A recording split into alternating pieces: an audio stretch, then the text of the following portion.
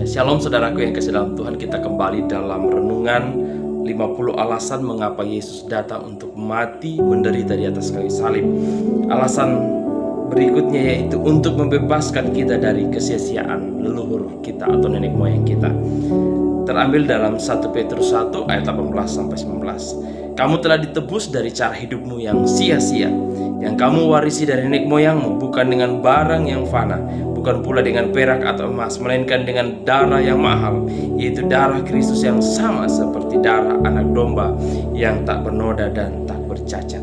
Saudaraku yang kasih dalam Tuhan, renungan ini diambil dari sebuah buku yang ditulis oleh John Piper, 50 alasan mengapa Yesus datang untuk mati di atas kayu salib.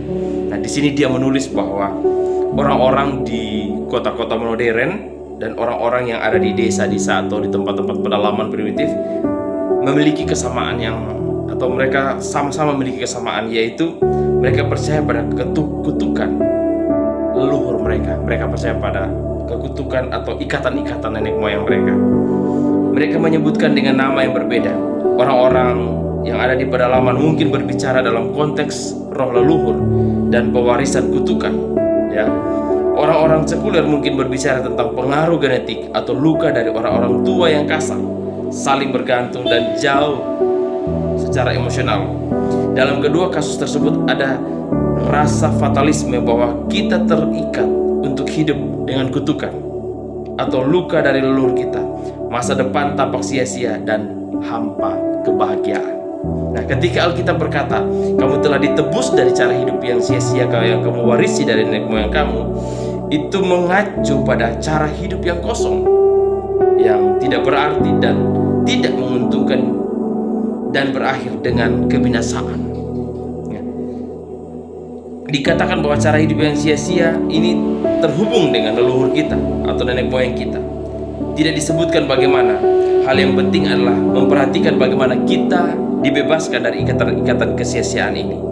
Kekuatan pembebas menentukan sejauh mana pembebasan itu. Pembebasan dari ikatan leluhur terjadi bukan dengan barang-barang yang mudah rusak seperti perak atau emas. Perak dan emas merupakan barang-barang paling berharga yang dapat dibayarkan sebagai tebusan kita. Namun kita semua tahu bahwa orang-orang itu tidak berguna, atau minta maaf, barang-barang itu tidak berguna. Orang-orang yang kaya seringkali menjadi yang lebih diperbudak oleh kesia-siaan. Seorang kepala suku yang kaya mungkin tersiksa oleh rasa takut akan kutukan leluhur dalam hidupnya.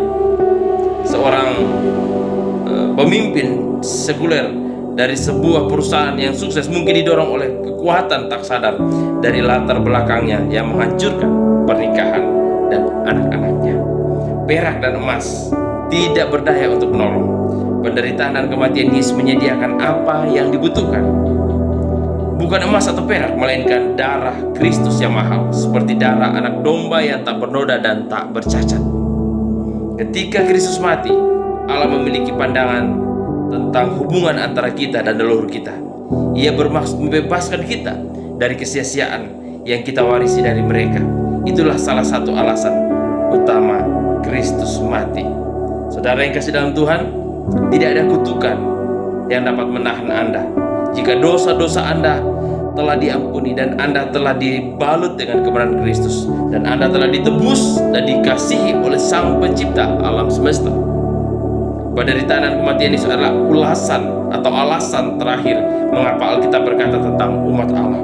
Tidak ada mantra yang dapat melawan Yakub, dan tidak ada tenung yang dapat melawan Israel. Bilangan 23 ayat 23. Ketika Yesus mati, semua berkat surga telah dibeli bagi mereka yang percaya kepadanya.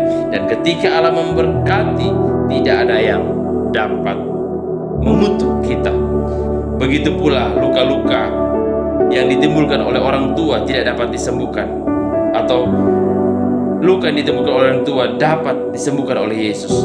Tebusan yang menyembuhkan disebut darah Kristus yang mahal. Kata berharga menyampaikan nilai yang tak terbatas. Oleh karena itu, dengarkan Bapak Ibu, tebusan itu membebaskan tanpa batas. Tidak ada ikatan yang dapat melawannya. Oleh karena itu, marilah kita beralih dari perak dan emas dan menerima karunia Allah di dalam Yesus Kristus. Kiranya firman Tuhan atau renungan ini bisa memberkati kita.